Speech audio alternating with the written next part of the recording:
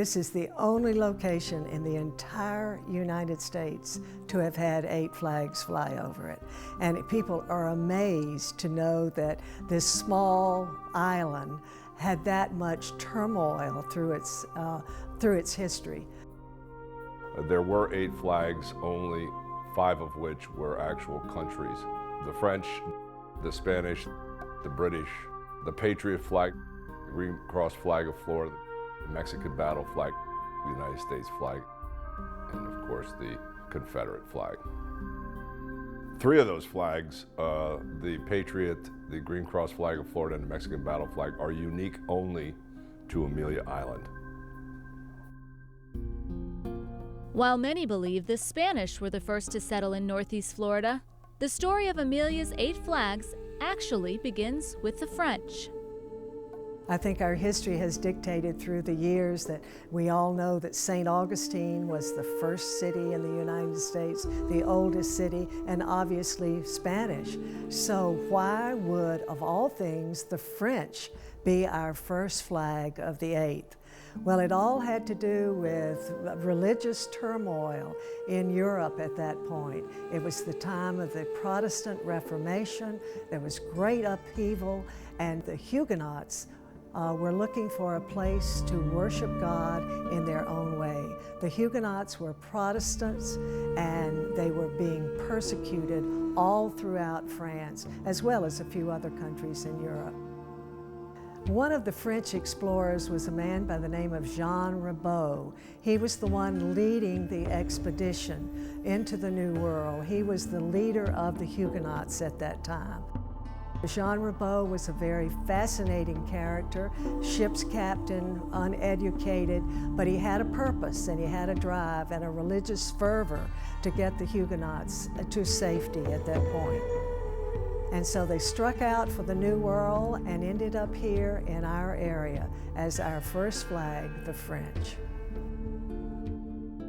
The arrival of the French on the island must have been the most unbelievable experience imaginable. In fact, one time someone on my tour in the museum said to me, "Jan, it must have been like a UFO landing." And when you think about it, this was a clash of the cultures. These were definitely people from 2 different worlds. The Timucuas were very healthy Indians. Their height was somewhere between 5'10" to 6 foot. They appeared much larger because of their hair. They wore their hair on top of their heads, which gave the illusion of being a 6'5" to 7 foot person. The French, however, were very short, and they're the ones that reported the size of the Timucua. And since they were only 4'5" to 5 foot, anybody over 6 foot is going to appear to be a giant. Luckily for the French, when they arrived, the Timucuans were very curious. They came and welcomed them, and they gave them a feast. We really feel that it was the first Thanksgiving in the New World. The year was 1562, some 60 years before Plymouth Rock and the arrival of the Pilgrims.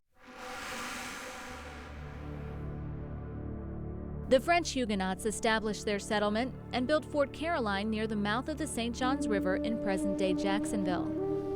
The Spanish soon learned of the settlement and viewed the French presence as a threat to their treasure ships, which rode the Gulf Stream homeward to Spain.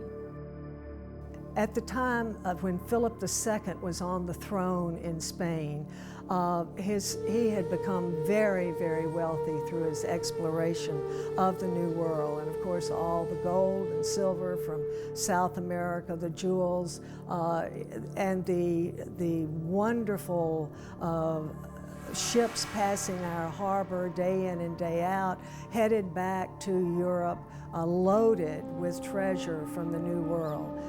There was a certain route that they would take. They would go from Cartagena and then get on the Gulf Stream and pass our way, headed back to Europe. Of course, they had dominated a great deal of the Caribbean, where they had landed originally.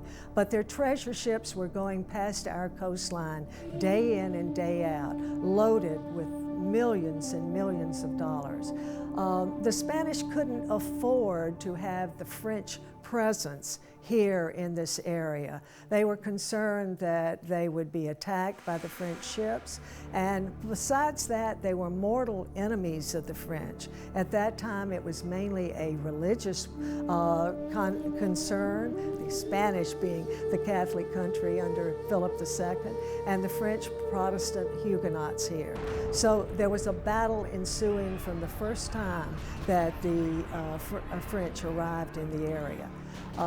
And at that point, the Spanish in St. Augustine marched up to the Fort Caroline area where the French had established their colony, and there was a total massacre of the French at that point. Around the St. Augustine area, there's the Bay of Matanzas.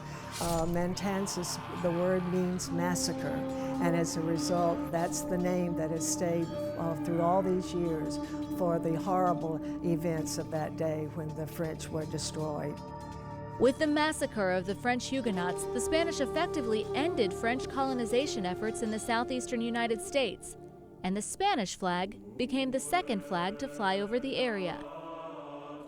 Once the Spanish had taken Florida away from the French, the mission system in Florida had begun. The purpose of these missions were not unlike those missions that were established much later out west: provide Catholicism to the Indians, provide a working class to the Spanish, which of course were the Indians, and finally to be a secure area in case of the advancement of any enemies. We had two missions right here on the island, Santa Maria and Santa Catalina. Santa Catalina, everyone on the island knew that it had been here, but they had no idea where it was located on the island. People had searched and searched to find the remains of this mission. Finally, someone is building a house on the southern tip of the island, a beautiful, beautiful home on a large piece of property on a high bluff overlooking the river. And as the bulldozer operator is there and the trees come down, they find in the roots of the trees the remains, skeletal remains of a burial site. We have an archaeological expedition that goes on at that point, and in the research they find the remains of Santa Catalina Mission, a mission that had housed many of the Native Americans. Many of the Native Americans by this time had been ravaged by the diseases that the Europeans brought over. And in the burial remains, there is evidence of all of the communicable diseases that the Europeans had brought and the Native Americans had no immunity to. Around 30 years before the British flag was raised over the island, a British man by the name of James Oglethorpe visited the area and named the island after the daughter of King George II. James Oglethorpe, who was the British governor of Georgia, was sent on a mission down here to explore the island and determine whether it was worthy of being a part of the Georgian province at that time. Oglethorpe came to the island and looked around and sent his report back to George II, saying that the island was just as fair and beautiful as his daughter, Princess Amelia. And that is how we get our name. Amelia was the third daughter of George II, and it's from this report issued by Oglethorpe at that time that we have maintained this name throughout our years. Our third flag will be the British flag, and that comes about not by any battle at all, but by a simple treaty swap. The first Treaty of Paris that was signed in 1763 at the conclusion of the 7 Years' War and also the war, the French and Indian War here in this country, was a rather thick document. And essentially what was in that document was land exchanges. And piracy being very rampant in the Caribbean, a lot of islands and land were taken by privateers. And privateers were pirates hired by countries to steal for them. Well, in the case of the British, they took Cuba away from Spain. There was no way that Spain could afford to have Cuba in the hands of the British, So at the First Treaty of Paris, they swapped Cuba for Florida. The British didn't have a lot of time here. What they did on our island were really two things. First of all, they established the plantation system in Florida. 1,000 acres were given as a land grant to a family by the name of Harrison. They built their plantation on the southern end of the island. The remainder of the land on the island was given to a gentleman by the name of John Percival, also known as the Earl of Egmont. The good Earl never made it here either. He had passed away, and his land grant was run by a fellow by the name of Stephen Egan. And Egan's name is very visible here on our island. Our one creek is known as Egan's Creek, named after Stephen Egan.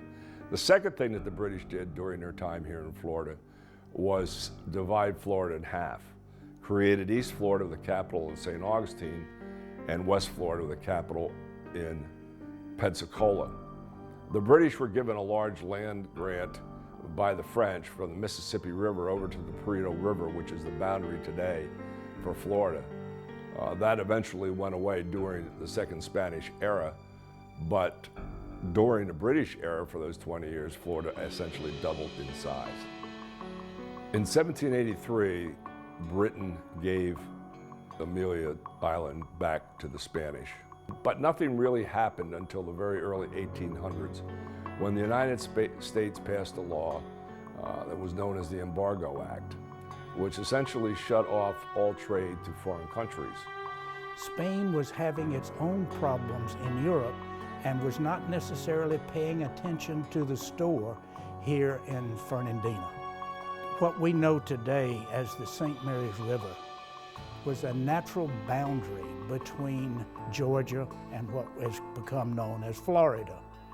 That natural boundary is a very deep waterway, and the very deep waterway made us an unusual port in this part of the world. Well, we have the deepest natural harbor in the southeast part of the United States here in Fernandina prior to dredging. So any ship could come into our harbor and not get grounded. After this law was passed, we had 300 ships trying to get in the harbor within 2 weeks of the passage of the law. They came here for three reasons. First of all, we have this very deep harbor. Second of all, we're a Spanish territory, not under the laws of the United States. And thirdly, we are 1 mile from the United States. And for that reason, it let us wide open to all kinds of activity that were illegal, immoral, and fattening in some cases, so that it was a real chaotic period. The pirates got wind of all this activity, and they showed up pretty quickly. And they stormed the island and started to steal a lot of these goods and off the ships, and established permanent residence here. And that swelled our population by fourfold. So our little sleepy town of Fernandina, or Old Town, was now inhabited mostly by pirates. The life here on Amelia Island, or in Fernandina specifically, life would have been one of trying to keep body and soul together. Getting and making money wherever you could, in whatever activity you could do. These were wild, wild pirates that were here on this island, and there were no laws in their mind. They would kill anybody that looked cross-eyed at them. It got to the point where murders were occurring nearly every day, and every law that was established was being broken, and every crime you can imagine was being conducted. The people that lived here must have feared for their lives nearly every day.